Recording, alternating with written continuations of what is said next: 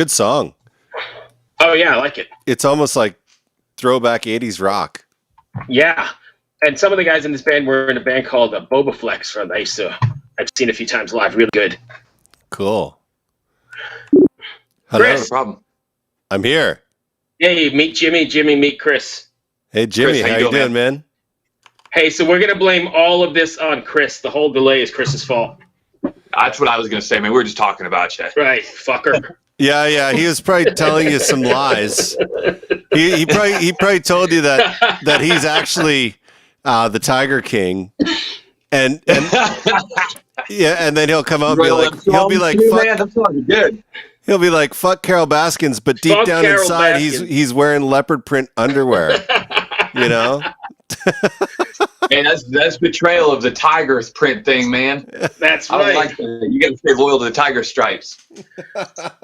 So anyway, thank you for joining us, Jimmy. I appreciate you taking the time. Yeah, of course, Bruce. Of course, Chris. So I wasn't familiar with your music till Shauna sent it over, and we listened to it. I think it's some really good hard rock. But for those not familiar with you guys, can you give us a 2-sentence boardroom pitch? Yeah, man. I like to think like we're what would happen if like 70s, some of the classic 70s rock and roll bands started in the 21st century. We're not really trying to sound old or sound vintage, but we all take a lot of inspiration from it. Okay, that works. That was a beautiful pitch, actually. Yeah, I was actually shocked because I've never heard of you guys before, but when I was doing my research earlier today, Jimmy. Why are you laughing? Sorry, Jimmy. He doesn't do much research. He probably listened to you 5 seconds before. No. Today, I actually started doing research. This is we've been doing this podcast. We've been doing this podcast for what, a year and a half? Yeah. And my lack of research has been the reason why we have such huge ratings. But yeah, right. Now, that's what I heard. I heard it was called the worst research show on the internet. right. So, like, now that I'm researching, maybe I'm trying to tank the podcast. I don't know, but this is kind of strange. So I've never heard of you guys. So I go to your Facebook page, and I find out that a friend of mine who's one of the most celebrated music photographers in the world, Michael Clare, follows you guys, and a bunch of my friends from Vancouver also follow you guys. And I was like, holy shit, how do I not know these guys? So did you do any further digging? Well, I listened to some music. There wasn't okay, there you go. There's not a lot of information. There's no wiki page or anything, and your bio is pretty short, so it was hard to kind of figure out who you were. So this is a great opportunity to learn. We existed under a prior name with one other member who cordially left our old band, and we pulled this cool trick where you can just change your name on Facebook, and keep all your fans. Yeah, I've seen you guys live a few times, and have actually interviewed. I've been on the bus and done some video interviews with you guys before. Okay, where was that? For Pure Grain Audio, and here in Richmond was over at the Canal Club. Yeah. Oh, yeah. We played there with El Nino, didn't we? Yeah, that was the night. Correct. Yeah. That was, I believe, Dave Shivari that night flew home to see his family, I think, and their drum tech filled in. I think that was really? that night. Yeah, I think was Shattered Sun on that one as well? Man, I'm pretty sure they were. There was like two. Yeah. There was like two different legs of that tour where there was different support bands. Right. It was us and El Nino the whole time. Yeah. Different support for each leg of the tour, but I'm pretty sure they were on that. Yeah, I used to work for a different magazine, Pure Grain Audio, that did I did a bunch of videos for them. Yeah. So yeah, we've met before in the past down here in Richmond. Okay, word, yeah. So now you know he's lying when he says he looks like Jason Momoa. No, that's not. Damn it, man, you had me fooled. See? It was that deep, dulcet tone of your voice, man. I bought right in, hook, line, and sinker. Right. I love it. But how are you guys dealing with not being able to tour and this whole nonsense we got going on now? Are you doing anything interesting or different to keep up with your fans? Yeah. Well, this was more of a financial plan for us. I mean, with social media, it's so easy to just tell it, if nothing else, just tell a joke on Facebook and stay connected with your fans. So like that in itself was not really our fear through all this COVID stuff. The fear is how to keep the business afloat, Right. because it directly affected our ability to do shows, which is the primary income source for bands, Right. in most genres.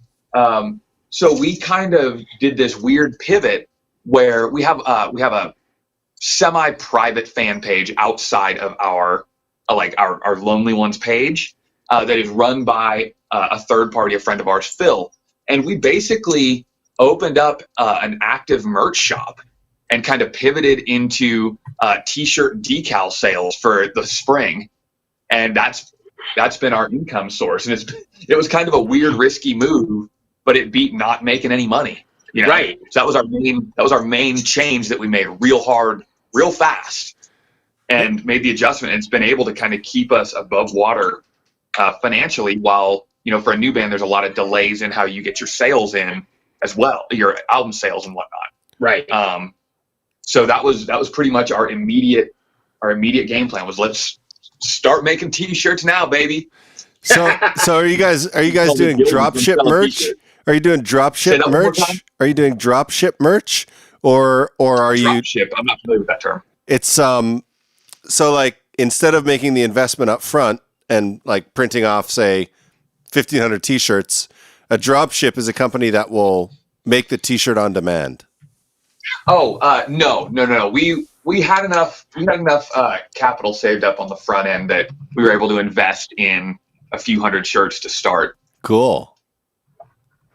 Yeah, I learned a new word. That's cool. I've been noticing. The reason I ask is I've noticed a lot of bands right now are doing dropship merch or looking for ways to do it. So because go ahead. We have our stuff printed through our friend that has a press and a screen printer. So it's just easier to buy everything up front. Oh, it's definitely cheaper too. Yeah. And we knew that we could expect a certain amount of sales right away. So it felt like the move to invest up front on something. Right. That makes sense. When you guys were writing, how did this quarantine affect your writing process? Did you end up taking more advantage of like mailing stuff back and forth, or how did that work all out? Yeah. So we currently have 8 songs, that will be released in some form or the other, whether that's an album or an EP or 2 EPs or whatever. We haven't really decided yet. That all was done prior to the quarantine. So we were planning on releasing that as an album at that point in time. That being said, we've been trying to do our best to do our part as good, healthy citizens and like not be up in each other's face writing constantly. But we have kind of dove into the solo writing thing and trading ideas back and forth via that. Like, I have a home studio set up. Jake has a friend who he can get good demo recordings of done quite efficiently and cheaply. So we've been, coming up with an idea on our own and sending them to each other and go, hey, what do you think of this? What do you think of this? Instead of our normal process of all kind of stirring everything up in the pot together. Do you find that is it makes things more sterile or not as organic when you're doing it that way, or is that not really a concern? No, we've never had like one specific way that we write. Usually it involves the group of us, or at least 3 of us in a room together in some form or the other. I wrote songs before. Oh, 1 second, we got some massive technical problem going on here. What's that sound, Bruce? Do you hear that? No. Do you have your phone? Does anyone have their phone near their computer? It was sitting on the counter. Sorry. Go ahead. Continue. Oh, man. No, but I mean, in past, there was times where I or somebody else in Boba Flex wrote a song pretty much solo and brought it to the band. So it's definitely not something that we feel lacks. And everybody gets their hands on it, without a doubt. Right. I'm not going to tell Tommy how to write a drum part. No. I get that. I was just wondering, I think hard rock definitely benefits more than any other genre, maybe, from like everybody in a room banging things off each other. Yeah, I think everybody puts their own fingerprints on the song before it goes to the studio, Gotcha. for sure. Okay. That makes sense. It's just how much is started on the front end by one person or a group of people. Right. No, that makes sense. Totally. Chris? So you guys have kind of like this, I don't want to say throwback sound, but like you said, you can definitely hear the influences that you have. Yeah. When you're playing live or even when you're recording, are you taking advantage of technology or are you trying to keep it more simple like amps and guitars and bass amps and stuff, or are you moving towards stuff like a Kemper or an Axe FX or even just an amp modeler and a DAW? I think at this point, anybody who is kind of fighting against that Kemper thing is cutting themselves off at the knees. I'll put it this way: on this new record or whatever we call it for the Lonely Ones, there is not a real bass amp on it. That is all Kemper. Granted, obviously you model. I think I modeled a lot of Aguilar and old SVTs. Yeah. But it's a lot easier to do. It's a lot faster. It's a lot more efficient. And I defy anybody to tell me the difference between prior recordings I've done with a live 1970 Ampeg versus this, and tell me which one's better. It's just, I think fighting it is just an outdated kind of move. Right. I'm not a religious guy, but could I get an amen? Stupid. I think it's about what you're writing and what you're creating. I dress like it's 1973, but I don't. That's just because I like it. It's not like I'm trying to add on this extra stuff when I play through an old vintage looking amp or whatever. I want what sounds good. You know what I mean? Yeah, right.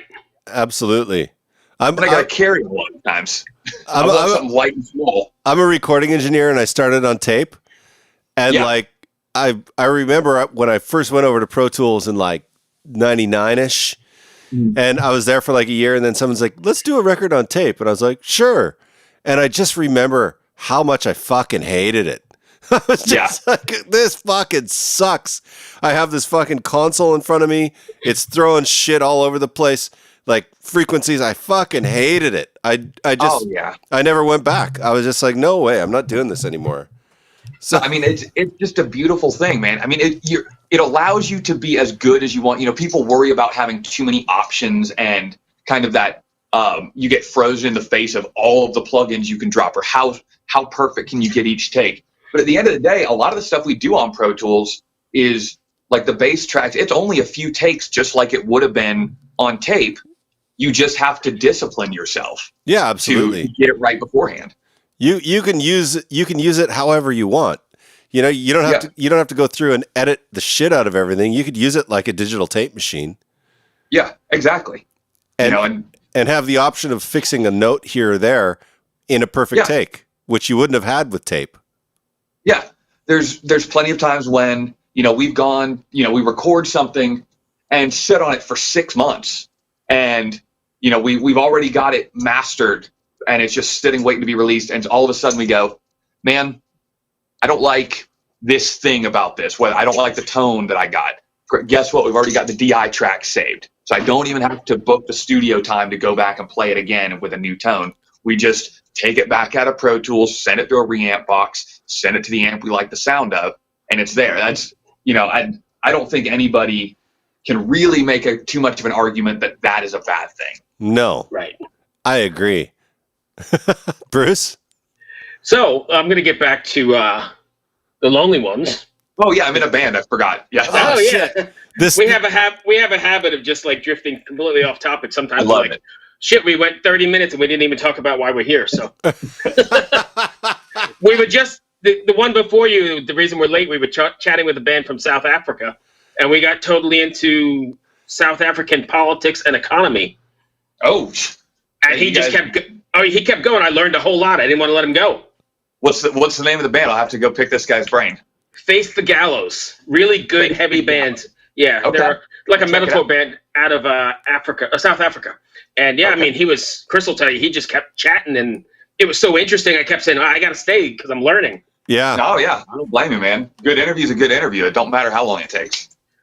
But anyway, we said all that to say, so when you guys are writing for the Lonely Ones, are you writing with the live setting in mind, like how the song's going to come across on the stage, or are you writing the song just for a song's sake? A little bit of both, I suppose. Like, I get caught up and go too far oftentimes because I forget that I have to play something live. Right. And a lot of that ends up being not necessarily the bass part and not necessarily the vocals, but the combination of the two. Because I generally don't write my harmony vocal parts until after we've already recorded the music. So I guess I write individually with live in mind. Am I going to be able to sing this live? Am I going to be able to play this live? But then I'll always screw up and sing something that is almost impossible to play counterpoint to what I'm playing on bass. Right. If that makes sense. And I'm having to lock myself in my room and do this weird mental tap dance where I'm figuring out how to play and sing at the same time. It happens almost every time. I hit panic and go, it's over. You've written yourself into a corner. You can't perform this. And a few days later, you come out of the cave and you're like, okay, I can do it. I swear. And then you got to trick yourself into it. Yep. Yeah, there's a song on the new record that I did exactly that. It's not released, so it's one of the songs that you guys haven't heard yet. If you send me your email after, I'll send it to you so you can hear it though. But I play a full-on like a guitar solo on the bass, and then lo and behold, we added a vocal part in later, and I forgot that I was playing a bass solo, like blues bends and everything, and I went, oh my God, and I laid on my floor. I was so discouraged, just singing and playing for days. And nice. I got it. I nailed it eventually. Awesome. So when you're writing your lyrics, is there a message or a takeaway you want your fans to walk away with after listening to a Lonely Ones record? You know, I very, very rarely write lyrics. So I can only give you secondhand what Jake and Marty write. A lot of time our kind of overarching goal that I think, speaking for them, is that it's mostly about kind of couching maybe some heavier subject matter, some darker subject matter in something that's a little more accessible on the first listen. If that makes sense. Eternal Sadness, which was the first video we put out, is a good example of that. It's a very, very dark song about some dark things that we dealt with, but we were like, you know what, it might be a little easier to put this out there instead of having a sad somber piano part or some shit, having it be kind of put into like a My Generation-esque 1965 The Who kind of big beat dance number. Cool. Now that you say that, I can hear that influence. I didn't hear it at the first glance, but now I do. Thank you, man. Yeah, we were kind of going for that like bombastic drum and bass sound where the bass is almost more complicated than the guitar, but there's that trade-off. We've always kind of liked that sort of stuff. And then you had to learn to sing it at the same time. That one was the only one on the whole record that's actually pretty easy. I got lucky, and all the hard bass parts happen to be when I'm not singing. Cool. Bruce?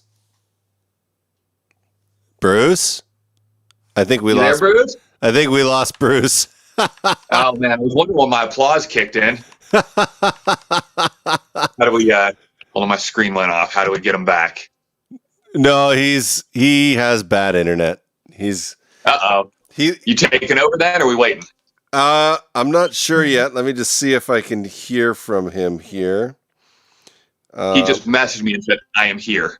I am here. Okay. I guess I don't know.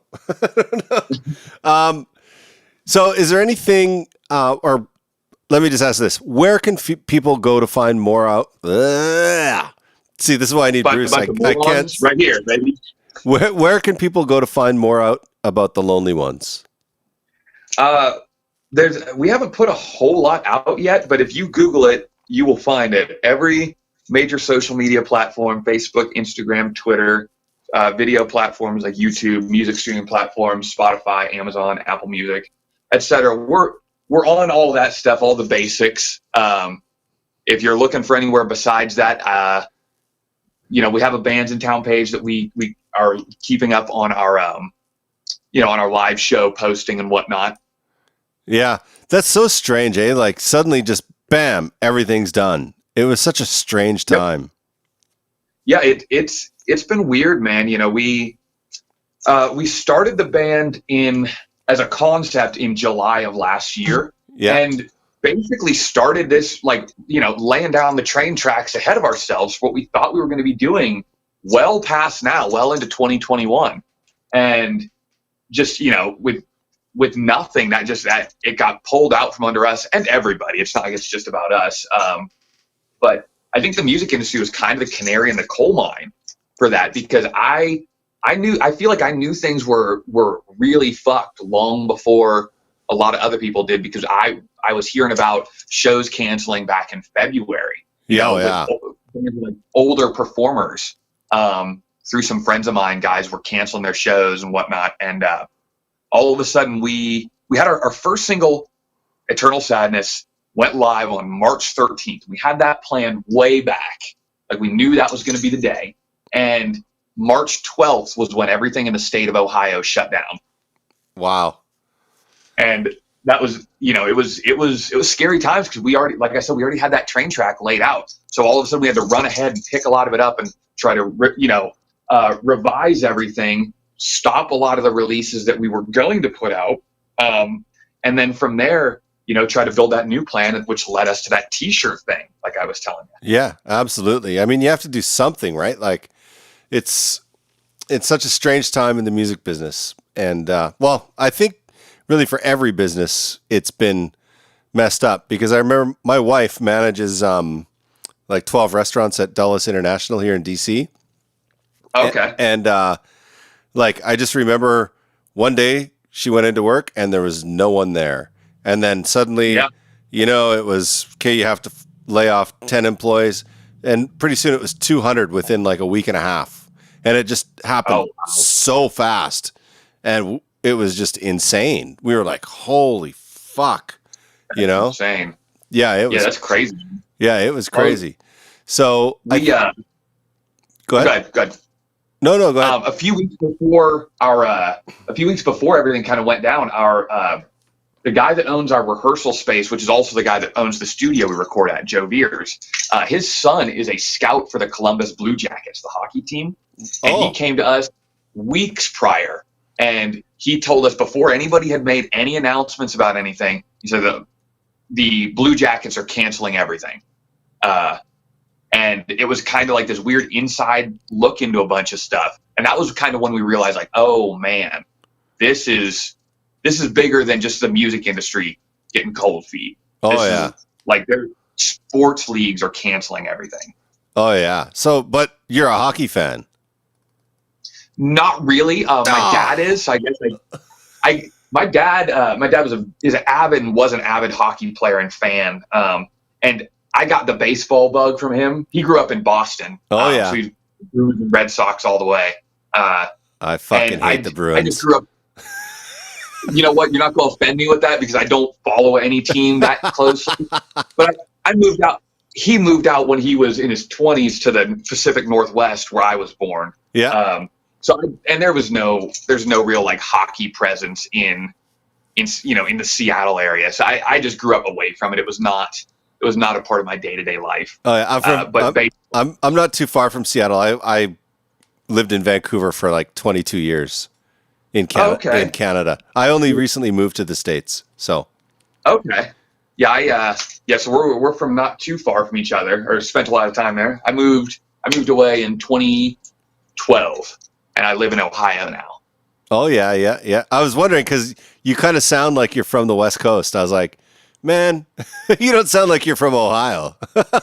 It's funny. People from Ohio tell me I have a surfer kid accent, and people from the West Coast tell me I have a Southern redneck accent. Really? So I don't know which one is true, or if it's a mixture of the two. No, you sound like you're from Seattle. Yeah. Yeah, about Tacoma. So was that 30 miles south, probably? Yeah, it's not too far. Yeah. But I guess Bruce is having some technical issues. Ruh-roh. Is there anything before I let you go? Is there anything you want people to know about the Lonely Ones that is important? We're wilder than everybody you think is the wildest band you ever met. We're I mean, we've calmed down a little bit in the last few years, but it's 24/7 for us. It's not a joke. It's not a game. It's not about the Instagram clout. None of it. What you're hearing is real. Like I said, a lot of it is us in a room, boys getting together, writing the songs and whatnot. And it's going to keep going after this. All this COVID stuff is scary and not nice, but we've lived through a lot worse on the personal front. We've had a lot bigger hiccups. So, hopefully everybody comes out of this better and stronger. And I know we're gonna. Dude, that's a great way to end this. Thank you so much for joining us today. It was a real pleasure, not only just getting to talk to you, but also discovering your band. So thanks so much. Thank you very much. Yeah. All right. And Bruce, good luck getting your service back. He just messaged me. I don't know what's happening. I often don't know what's happening, so that's okay. That's the story of my life. If it wasn't for my wife, I don't know what the hell I'd be doing. So, all right, Jimmy, thank you so much, man. Take it easy, eh? Thank you. Be good. Yeah, you too. Bye-bye. Bye-bye.